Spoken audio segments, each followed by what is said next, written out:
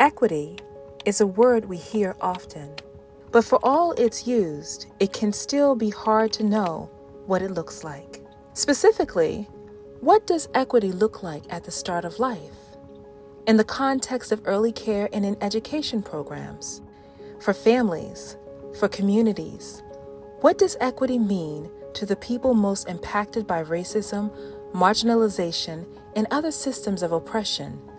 So, they share their stories.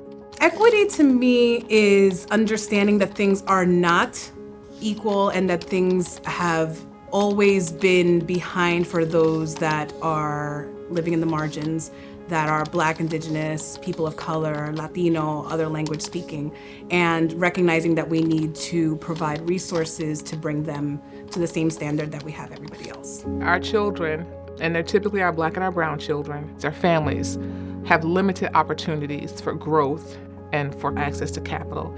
If they grow up or are born in poverty, the chances of them coming out of that are very slim. Not because their parents or their families are incapable of doing things, but because the opportunities are not there. Equity in the early childhood system is very important because early childhood really lays the foundation for a child's life. If you start off behind, it is so much harder to get to that even playing field or to get ahead. And in order to have equity in the early childhood system, we're gonna need to start over.